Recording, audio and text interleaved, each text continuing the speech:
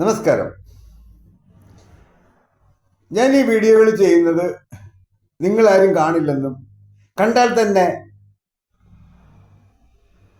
നിങ്ങളുടെ വായ തുറക്കില്ലെന്നുള്ളത് കൊണ്ട് നിങ്ങൾ കാണാൻ വേണ്ടിയൊന്നുമല്ല ഞാൻ ചെയ്യുന്നത്. കാര്യം കണ്ടാൽ നീയൊക്കെ ഗുണം പിടിക്കും. നീയൊന്നും ഇത് കണ്ടിട്ട് എനിക്കൊരു മൈലും സംഭവിക്കാനും ഇല്ല.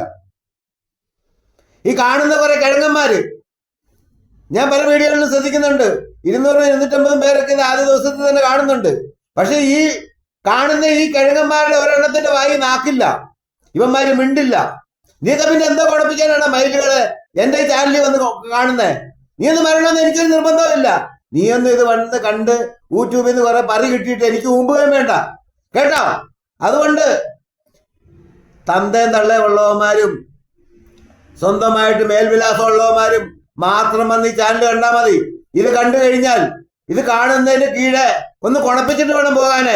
അതല്ലാതെ നിന്റെ അപ്പന്റെ സ്വത്ത് വാങ്ങിച്ചിട്ടോ നിന്റെ അപ്പന്റെ കൂലി മേടിച്ചിട്ടോ അല്ല ഞാൻ യൂട്യൂബിൽ ഇത് കുണച്ചുകൊണ്ടിരിക്കുന്നത്. ഇത്രയും ഞാനൊരു അഡ്വാൻസ് തന്നാണ്.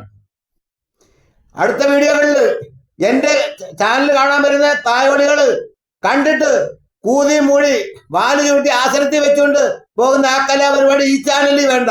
ഇനിയൊന്നും ഇവിടെ കയറി കുഴപ്പിക്കാൻ വരണമെന്ന് എനിക്കൊരു നിർബന്ധമില്ല.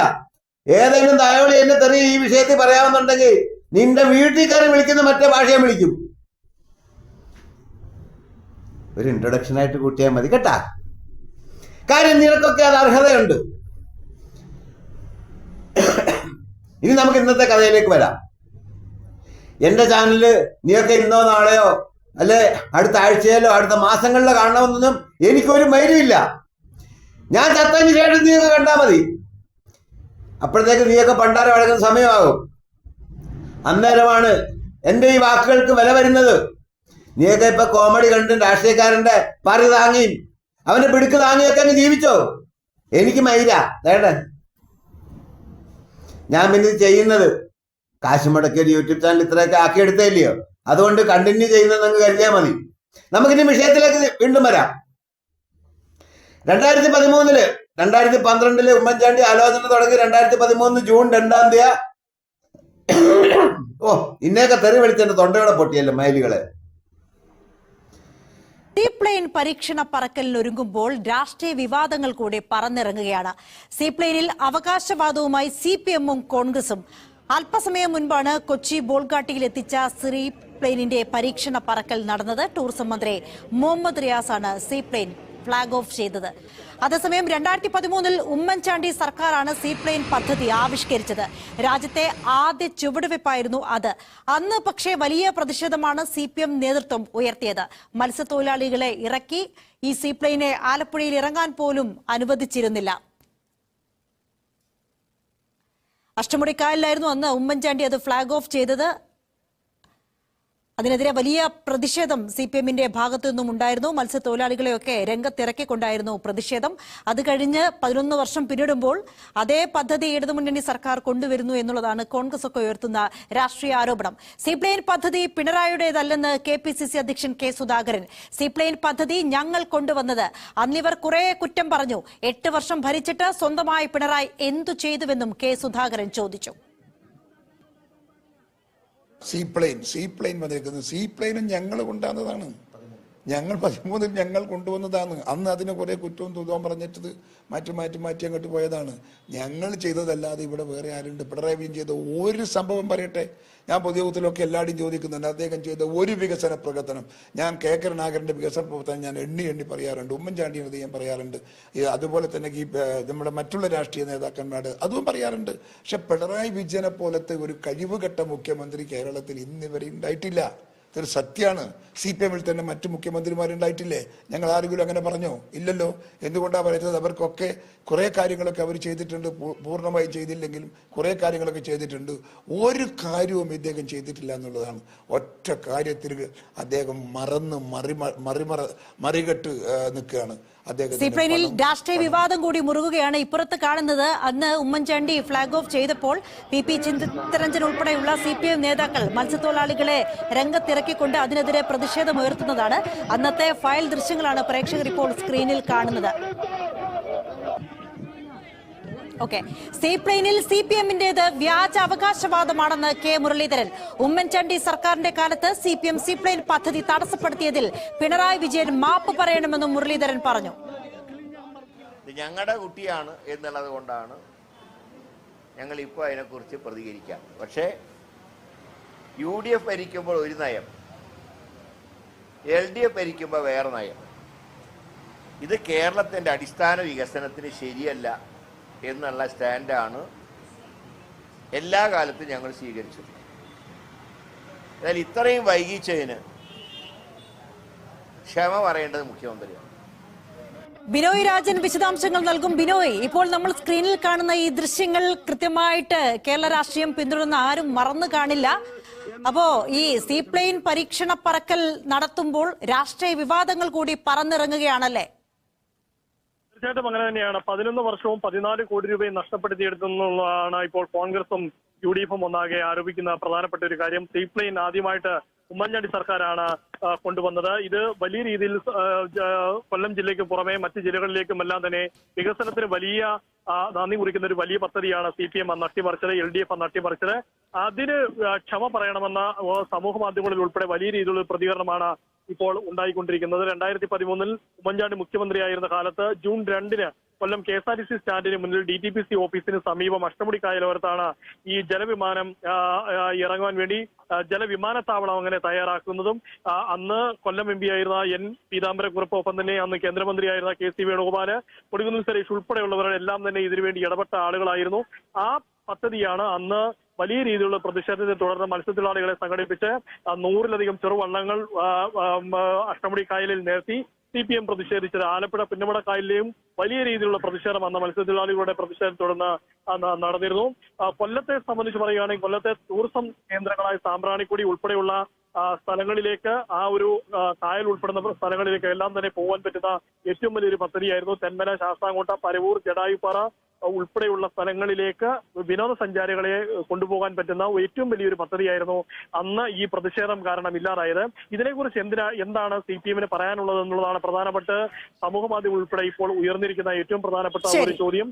അന്ന് 12 പേർക്ക് വരെ യാത്ര ചെയ്യാൻ പറ്റുന്ന ഒരു അതെ ബിനോയ്, ഒരു കാലത്ത് എതിർക്കപ്പെടുന്ന പദ്ധതി എങ്ങനെ വർഷങ്ങൾ കഴിയുമ്പോൾ അംഗീകരിക്കപ്പെടുന്നത് എന്നൊരു ചോദ്യമാണ്.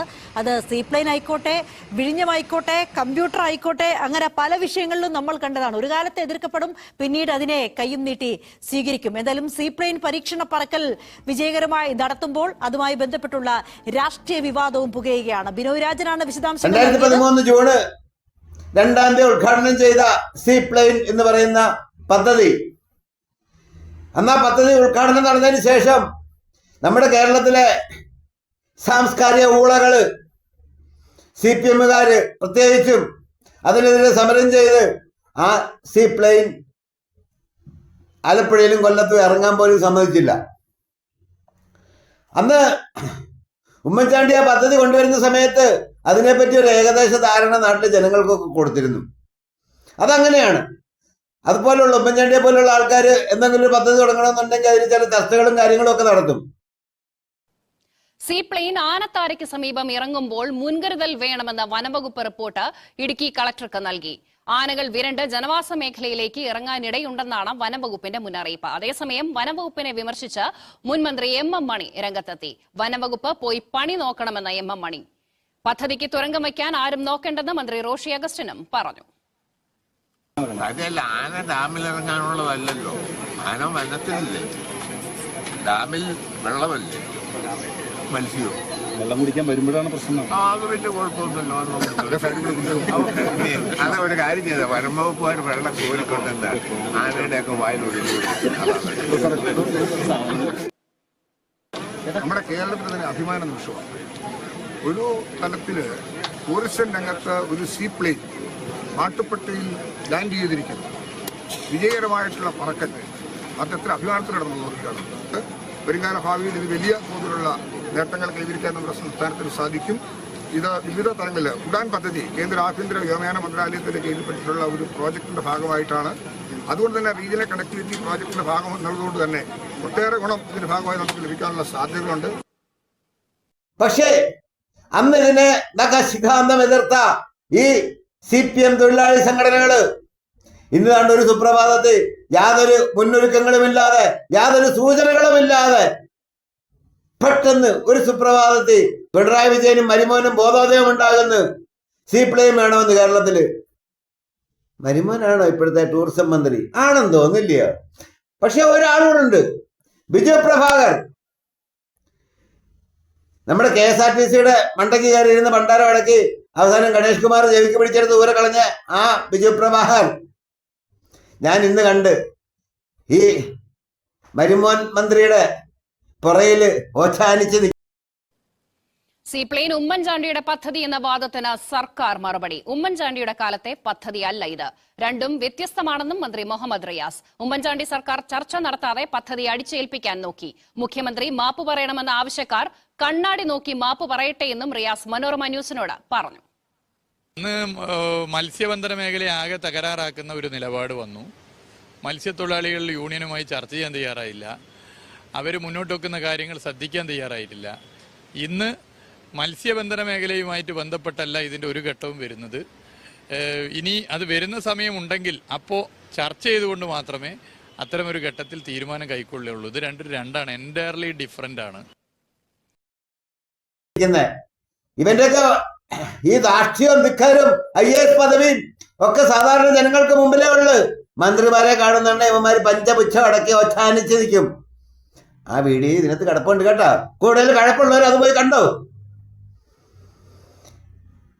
ഈ ബിജു പ്രഭാകർ ഒരു ആഴ്ച മുമ്പ് പറഞ്ഞിരുന്ന് കേരളത്തിൽ 1-ാം തീയതി കൂടി ചാരായ കച്ചവടം ചെയ്യണം, എങ്കിൽ മാത്രമേ ടൂറിസ്റ്റുകൾ വരുവുള്ളെന്ന്. അപ്പൊ ബിജു പ്രഭാകർ മോനെ, IAS ഏമാനെ, ഇയാൾ ഒരു ദിവസം എത്ര ചാരായം കുടിക്കുന്നുണ്ട്? അതോ അതിനകത്താണോ ഉറക്കം? ആ 365 ദിവസം താനങ്ങ് ചാരായം കുടിക്കുവാന്നോ? ഇടോ ബിജു പ്രഭാകര, പണ്ടത്തെ അറിവുള്ള ബുദ്ധിയുള്ള രാഷ്ട്രീയക്കാരൻ ഈ 1-ാം തീയതി ചാരായം കൊടുക്കരുതെന്ന് പറഞ്ഞതിന്റെ കാരണം അന്ന് സർക്കാർ ജീവനക്കാർക്കും ഒരുവിധപ്പെട്ട സാമാന്യം മര്യാദയുള്ള സ്ഥാപനങ്ങളിൽ ജോലി ചെയ്യുന്ന ആൾക്കാർക്കും ഒക്കെ ശമ്പളം കൊടുക്കുന്ന ദിവസമായിരുന്നു.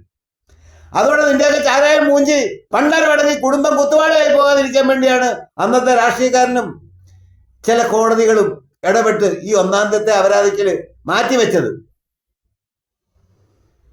പക്ഷേ ഈ 1-ാം തീയതി ശമ്പളം കൊടുക്കുന്ന കലാപരിപാടി കേരളത്തിൽ ഇല്ലാത്തതുകൊണ്ട് നമുക്കത് ബാധകമല്ല എന്നും വേണേ പറയാം. അങ്ങനെ ഒരു ഭാഗമായിരിക്കാം ബിജു പ്രഭാകരനൊക്കെ പറയുന്നത്.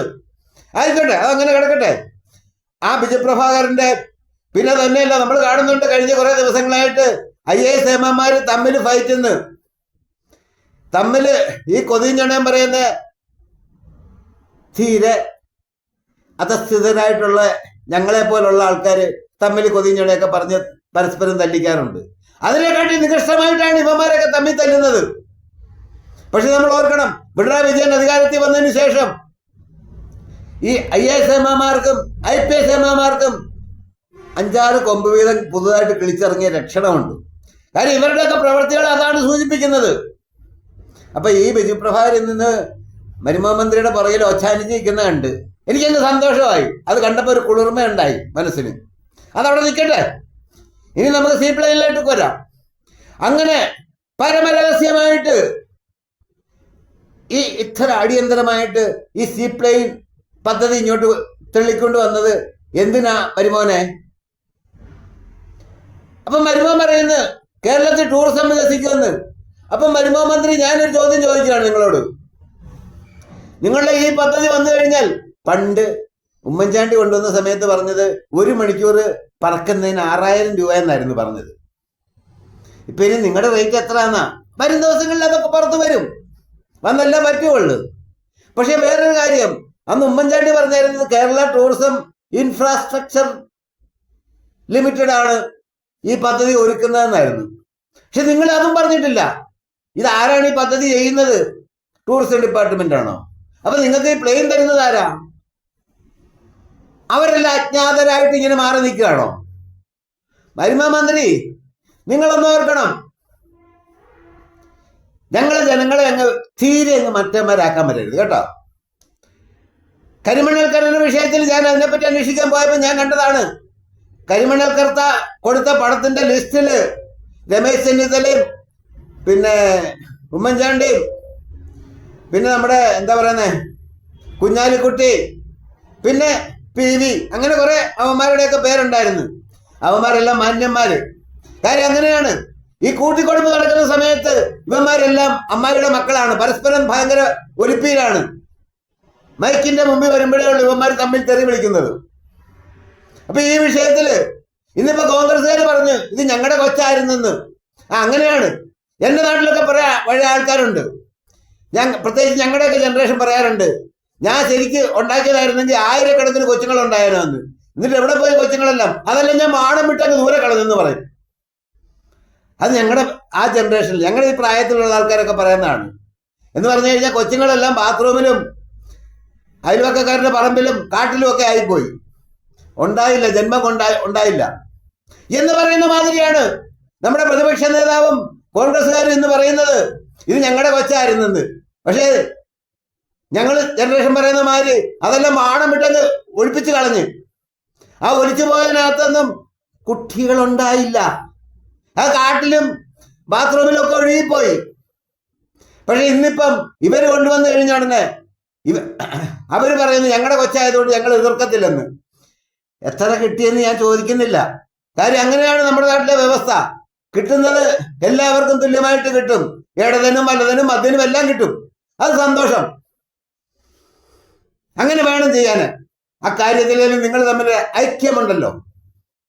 പക്ഷേ ഇന്ന് ഈ പദ്ധതി വന്നതിന് ശേഷം ഞാൻ കണ്ട് എറണാകുളത്തുനിന്ന് കുറെ വലിയ വലിയ തമ്പരാക്കന്മാര് സീപ്ലെയിനിൽ ഫ്ലൈ ചെയ്യുന്നു. അത് ചെന്ന് ഡാമിൽ കൊണ്ടുപോയി ഇറക്കുന്നു. ഡാമിൽ സ്വീകരിക്കാൻ നമ്മുടെ സാക്ഷാൽ മണിയാശാനെ, പിന്നെ റോഷി അഗസ്റ്റിൻ എന്ന് പറയുന്ന ഒരു മന്ത്രി ഉണ്ടെന്നൊക്കെ പറയുന്നത് എനിക്കറിയാൻ വയ്യ. അങ്ങനെ ഒരു മന്ത്രി ഞാൻ കേട്ടിട്ടില്ല. അങ്ങനെ ഒരു മന്ത്രിയൊക്കെ ഉണ്ട്. അപ്പൊ ഇവര് മാധ്യമങ്ങളുടെ മുമ്പില് പ്രസവിക്കുന്നു. എന്താണെന്നറിയാവോ? മണിയാശാൻ പറയുന്നു, ആന ഡാമിൽ വന്ന് വെള്ളം കുടിച്ചില്ലെങ്കിൽ ഫോറസ്റ്റുകാരോട് പറ ആനയുടെ അണ്ണാക്കി കൊണ്ടുവന്ന് വെള്ളം ഒഴിച്ചു കൊടുക്കാൻ. സൂപ്പർ ഡയലോഗാണ്. നല്ല ഭാഷാശുദ്ധിയാണ്. എന്നെ പോലുള്ളവർ തെറി പറയുമ്പോഴാണ് നീയൊക്കെ എന്റെ അണ്ണാക്കിലോട്ട് തൊലിക്കാൻ വരുന്നത്. പക്ഷേ നിന്റെയൊക്കെ നേതാക്കന്മാരും മന്ത്രിമാരും എന്ത് കുഴപ്പിച്ചാലും നീ ഒന്നും വാ തുറക്കത്തില്ല. അപ്പം ഞാൻ ഈ മണിയാശാനോട് ചോദിക്കുന്നത്, ഇയാളെന്താ 10ാം ക്ലാസ് പോലും പഠിച്ചിട്ടില്ലെന്നാ നാട്ടുകാർ പറയുന്നത്. 4ാം ക്ലാസ്സോ 3ാം ക്ലാസ്സോ ഒക്കെയാന്ന് പറയുന്നത്. ഇയാൾക്ക് കേരളത്തിലെ ഫോറസ്റ്റ് ഡിപ്പാർട്ട്മെന്റിലെ ഉദ്യോഗസ്ഥരെ കാട്ടില് കഴിവും ശേഷിയും പ്രാപ്തിയും വിവരവും ഉണ്ടോ എന്ന് ചോദിക്കേണ്ടി വരും. ഇടോ മണിയാശാനെ, തന്നെ പോലുള്ള നികൃഷ്ട ജന്മങ്ങൾ ഈ നാട് ഭരിക്കുന്നത് കൊണ്ടാണ് ഈ കാട്ടിലെ ജീവികൾ മുഴുവൻ നാട്ടും പുറത്തിറങ്ങി വരുന്നത്. നാട്ടിൽ ജനങ്ങൾക്ക് ഇന്ന് ജീവിക്കാൻ പറ്റാത്ത സാഹചര്യം ഒരുക്കുന്നത് അതുകൊണ്ടാണ്. ഇനിയിപ്പം തന്റെ ഈ പറന്നു ചെല്ലുന്ന സീപ്ലെയിൻ ആ ഡാമിൽ കൊണ്ട് ഇറക്കുന്നുടനെ ആ പ്രദേശത്തൊക്കെ ഉള്ള ജീവികളൊക്കെ കാട്ടിൽ നിന്ന് നാട് വിട്ട് നാട്ടിലോട്ട് ഇറങ്ങും. അത് അനുഭവിക്കേണ്ടത് ആ നാട്ടിലെ ജനങ്ങളാണ്. പിന്നെ തന്റെ പാർട്ടി അന്ന് പണ്ട് സമരം ചെയ്താണ്. സീപ്ലെയിൻ വന്നു കഴിഞ്ഞാൽ അവിടുത്തെ മത്സ്യബന്ധന തൊഴിലാളികളെല്ലാം അങ്ങ് ഭണ്ഡാരം അടങ്ങി പോകുന്നു, അവരെല്ലാം പട്ടിണി കിടന്ന് ചത്തു പോകുന്നു പറഞ്ഞല്ലേ അന്ന് നിങ്ങളുടെ പാർട്ടി സമരം ചെയ്തത്. എന്നിട്ട് ഇപ്പൊ എന്താ? ഇപ്പൊ അവനൊന്നും സമരം ചെയ്യണ്ടായോ? അതോ അന്നുകൊണ്ട് അവൻ്റെയൊക്കെ കഴപ്പങ്ങ് തീർന്നോ എന്ന് ചോദിക്കേണ്ടി വരും മണിയാശാനെ. പിന്നെ റോഷി അഗസ്റ്റിൻ മന്ത്രിയാന്നൊക്കെ പറയുന്നത് എനിക്കറിയാൻ വയ്യ. ഒരുമാതിരി വഴിക പരുവത്തിലൊക്കെ നിന്നങ്ങ് പോവുകയും ചെയ്തു. അപ്പൊ ഞാൻ ചോദിക്കുന്ന ഈ 3.5 കോടി ജനങ്ങളിൽ എത്ര പേര് ചോദിച്ചു ഈ പദ്ധതിയെ പറ്റിയിട്ട്? ഈ LDF സർക്കാർ ജനങ്ങളെ അറിയിച്ചോ? അല്ലെ ഇതിന്റെ വരുംപരാഴികളെ പറ്റിയിട്ട് പഠനം നടന്നോ? എന്തെങ്കിലും നടത്തിയോ? ഒന്നും നടത്താതെ ഇവന്മാരൊരു സുപ്രഭാതത്തില് നമ്മുടെ മണ്ടയ്ക്കോട്ടെ അടിച്ചേൽപ്പിക്കുകയാണ് ചെയ്യുന്നത്. സീപ്ലെയിൻ കുഴപ്പിച്ചോന്ന്. എന്തായാലും എനിക്കൊരു കാര്യം ഉറപ്പാണ്, ഈ സീപ്ലെയിനിൽ കയറി ഇരുന്നുകൊണ്ട് എന്റെ ചന്തയ്ക്ക് തഴമ്പൊന്നും ഉണ്ടാകത്തില്ല. കാര്യം അതിനുള്ള പണം എൻ്റെ കയ്യിലില്ല. പിന്നെ സാധാരണക്കാരനായ ഒരൊറ്റ മലയാളിയുടെയും ചന്തയ്ക്ക് തഴമ്പ് വരത്തില്ല സീപ്ലെയിനിൽ കയറിയിട്ട്. ഇനി ഇതില് കയറാൻ വരുന്നവന്മാരാരായിരിക്കും? ഈ നാട്ടിലെ ഫ്രൗഡുകളും കൊള്ളക്കാരും കമ്മട്ടക്കാരും മാത്രമായിരിക്കും. അല്ലാത്തവനൊന്നും ഇതേ കയറി കുഴപ്പിച്ച് കേരളത്തിന്റെ മണ്ടയ്ക്കൂടെ പറന്നു നടക്കേണ്ട ആവശ്യമൊന്നും ഉണ്ടാകത്തില്ല. ഉണ്ടാകുന്ന ആർക്കാണ്? രാഷ്ട്രീയക്കാരനും മഫിയകൾക്കും ഈ നാട്ടിലെ ബ്ലേഡുകാർക്കും ഗുണ്ടകൾക്കും ഇവന്മാരുടെ പിടിയാളുകൾക്കും മാത്രമാണ് ഇതിന്റെ ആവശ്യമുണ്ടാകുന്നത്. പിന്നെ ടൂറിസം കുഴപ്പിക്കാനാണെന്നുണ്ടെങ്കിൽ അതെന്താ ഈ വിദേശ ടൂറിസ്റ്റുകൾ കേരളത്തിലോട്ട് വരുന്ന കേരളത്തിന്റെ കാലിനിടെ കൂടെ പറക്കാനാണോ എന്ന് ചോദിക്കേണ്ടി വരും. ടൂറിസ്റ്റുകൾ ഇവിടെ വരുന്ന 10, 20, 22 മണിക്കൂർ ഫ്ലൈറ്റിൽ ഇരുന്ന് പോർതി മുട്ടി വന്നിറങ്ങുന്നതാണ്. അവര് സീ പ്ലെയിനിൽ കയറി കുണപ്പിക്കാനൊന്നുമല്ല അവർ വരുന്നത് എന്നുള്ളതാണെന്ന് എനിക്കില്ല. അപ്പൊ പിന്നെ ഇത് ആർക്ക് വേണ്ടിയാണ് ഈ പദ്ധതി ഉണ്ടാക്കിയത് എന്ന് പിണറായി മരുമോനും പറയണം. കാരണം ഇതെല്ലാം ഈ മലയാളി എന്ന് പറയുന്ന ഈ സമൂഹത്തിന്റെ ഈ നികൃഷ്ട ജന്മങ്ങളുടെ നാക്കിലോട്ടാണ് അടിച്ചു തരുന്നത്. അതുകൊണ്ടാണ് എന്നെ പോലുള്ളവർക്കൊക്കെ ഇത് ഇങ്ങനെ തന്നെ ചോദിക്കേണ്ടി വരുന്നത്. നിങ്ങൾക്ക് ആർക്കെങ്കിലും നാണമുണ്ടെങ്കിൽ ഏതെങ്കിലും ഒരു ഊള മലയാളി തൊലിയന്മാര് ഒരുത്തരൊന്ന് ചോദിക്ക്, ഇതെന്താ ഇവിടെ പദ്ധതി, ഇതിന്റെ ചെലവെന്താണ്, ഇതിന്റെ വരുമാനം എന്താണ്, ഇതിന്റെ ലാഭനഷ്ടങ്ങൾ എന്താകും, ഇതൊക്കെ ഒന്ന് ചോദിക്ക്. നിന്റെ കണ്ണാക്കിൽ എന്താ പിരിവെട്ടിയിരിക്കുകയാണോ കുറെ ഇതുപോലത്തെ നായ്ക്കള്, പട്ടികളെ? നീക്ക് മൈരാളിയെ സാംസ്കാരിക തൊലിയന്മാരാ പറയന്മാരാന്നൊക്കെ പറഞ്ഞ് നാഴിക്ക് 40 വട്ടം മീൻ വിളക്കുമല്ലേ? നിന്റെ കണ്ണാക്കിൽ അടിച്ചു തന്നു കഴിഞ്ഞാൽ പോലും നീ ഒന്നും തിരിഞ്ഞു നിൽക്കത്തില്ല. എന്നിട്ട് വേണമെങ്കിൽ അതോടെ കുടിച്ചിട്ട് ഇറങ്ങി പോകുന്ന ടൈപ്പുകളാ നീയൊക്കെ. ഞാനൊരു ഉദാഹരണം പറയാം, എന്റെ ശ്രോതാക്കൾക്ക് വേണ്ടി പറയുകയാണ്. നീയൊക്കെ വായി പിരിവെട്ടി അല്ലെങ്കിൽ വല്ലവന്റെ അടുത്ത് വായി വെച്ച് ഊമ്പിക്കൊണ്ടിരുന്നോ? എന്റെ നാട്ടിൽ പണ്ട് ഞാൻ 2000 നാട്ടിൽ വന്നാണ്. അന്ന് മുതൽ എന്റെ നാട് മുഴുവൻ ആറ്റിലെ മണൽ വാരിയും ആ പ്രദേശത്തുള്ള മലകൾ മുഴുവൻ മുച്ചൂടെ മുടിച്ചും പണ്ടാരവഴക്കിയ തായോളികള്. ഇന്ന് ആ നാട്ടില് ജലപദ്ധതി വരുത്തുകയാണ്, പൈപ്പ് വഴി വെള്ളം കൊടുക്കാമെന്ന്. അന്ന് ഈ മണ്ണെടുപ്പിനെതിരെ പ്രതികരിക്കാൻ ചെങ്ങന്നൂരിലുള്ള ഒറ്റ തായോളികളില്ലായിരുന്നു. ആകെ ഉണ്ടായിരുന്നത് പുറകെ കൂടെ ഒക്കെ വല്ലതൊക്കെ ചെയ്യുന്ന എന്നെ പോലുള്ളവരായിരുന്നു. ബാക്കിയുള്ളവന്മാരെല്ലാം ഇതിന്റെ വീതം പറ്റിയവരാണ്. മണ്ണെടുത്തവന്മാർക്കും പരാതിയില്ല, എടുപ്പിച്ചവന്മാർക്കും പരാതിയില്ല. അതിന്റെ വീതം പറ്റിയ റവന്യൂ ഡിപ്പാർട്ട്മെന്റിനെ, പോലീസിനെ ഒരുത്തരും പരാതിയില്ല. അതിനെയൊക്കെ പ്രതിരോധിച്ച് നടന്നവന്മാർക്ക് ആവശ്യത്തിൽ അടിയും കിട്ടിയവരുണ്ട്. എന്നെ സംബന്ധിച്ച് ഞാൻ താമസിക്കുന്ന ആ മലയിലെ മാന്താ ഞാൻ സമ്മതിക്കാഞ്ഞുകൊണ്ടാണ്. എടാ പോലെയാടി മക്കളെ, എന്റെ വീട്ടിൽ എന്നും വെള്ളമുണ്ട്. 365 ദിവസം എന്റെ വീട്ടിൽ വെള്ളമുണ്ട്. നിന്റെ വീട്ടിൽ വെള്ളമില്ലെങ്കിൽ നീയൊക്കെ നാട് മുടിച്ചപ്പോ ഓർക്കണമായിരുന്നു, മണ്ണ് മാന്തി പണ്ടാരം അടച്ചപ്പോ ഓർക്കണമായിരുന്നു. പിന്നെ ഒരു കാര്യം കൂടി ഇതിനോട് ചേർത്ത് പറയാനുണ്ട്. ഞാൻ എന്റെ കഴിഞ്ഞ 24 വർഷം ചെങ്ങന്നൂര് തൊലിച്ചപ്പം ഞാൻ കണ്ടത് അന്ന് മണ്ണ് മാന്തി പെണ്ണ് പിടിച്ചും മണ്ണ് മാന്തി സ്പിരിറ്റ് വിട്ടും 4 വഴിക്കൂടെ ഉണ്ടാക്കിയിട്ടുള്ള ഒരൊറ്റ തായോളികൾ പോലും രക്ഷപ്പെട്ടിട്ടില്ല. ഇല്ലെങ്കിൽ പ്രായപൂർത്തിയായി ചത്തുകെട്ടിട്ട് പോലുമില്ല. ഇവനൊന്നും ഗുണം പിടിക്കാതാണ് പോയിട്ടുള്ളത്. ഇവന്റെ ഒന്നും സന്തതി പരമ്പരകളെ പോലും ഗുണം പിടിക്കത്തില്ല. അത്രയും ചെയ്താണ് ഇവന്മാര് ചെയ്തത്. ആ ചെയ്തിട്ട് ഇന്ന് അവിടുത്തെ ജനങ്ങൾക്ക് എത്ര 28 കോടിയോ 40 കോടിയോ എന്നൊക്കെ പറയുന്നു. പലരും പലതാ പറയുന്നത്. ആ പദ്ധതിയെ പറ്റിയൊക്കെ ഞാൻ അന്വേഷിച്ചു കഴിഞ്ഞെന്നെ വായ്ക്കരി ഇട്ട് കൊടുക്കുമെന്ന് എനിക്ക് ഉറപ്പായതുകൊണ്ട് ഞാൻ എൻ്റെ വീട്ടിൽ വിളിച്ച് പറഞ്ഞ് എൻ്റെ വീട്ടിൽ ആരുടെയും വെള്ളമൊന്നും കൊണ്ടുവന്ന് തെളിത്തരണ്ടാന്ന്. എൻ്റെ വീട്ടിലെ കിണറ്റിൽ ഇഷ്ടംപോലെ വെള്ളം കാണും. ഇല്ലെങ്കിൽ ഞാൻ അതിന് വേറെ മാർഗം ഉണ്ടായിക്കോളാം. പക്ഷേ അന്ന് ഞാൻ മണ്ണ് മാന്താൻ അനുവദിക്കാൻ ഞങ്ങളുടെ ആ പ്രദേശത്ത് വെള്ളത്തിനൊരു പഞ്ഞവുമില്ല. ബാക്കി ചെങ്ങന്നൂരിന്റെ മുളക്കട പഞ്ചായത്ത്, ആല പഞ്ചായത്ത്, കൊഴുവല്ലൂർ എന്ന് പറയുന്ന സ്ഥലങ്ങള്, ആ പ്രദേശം പുലിയ പഞ്ചായത്ത്, പിന്നെ അങ്ങനെ ആ പ്രദേശത്തുള്ള എല്ലാ പഞ്ചായത്തുകളും മുടിച്ച് വാരി കൊണ്ടുവന്ന് കണ്ടം നികത്തി ഈ തായോളികളെല്ലാം കൂടെ പണ്ടാരം അടച്ചിട്ട് ആ നാട്ടിലെ ഊളമൈലന്മാർ ഒരെണ്ണം മിണ്ടിയിട്ടില്ല. മിണ്ടാൻ ആംബിയറില്ല ഇവനൊക്കെ രാഷ്ട്രീയക്കാരനെ കാണുന്നുണ്ട്. അവന്റെ സാമാനം കണ്ടു കഴിയുന്നുണ്ട്. ഇവന്റെ സാമാനം പൊക്കത്തില്ല. പിന്നെ അവന്റെ സാമാനത്തിന് ബലമില്ല.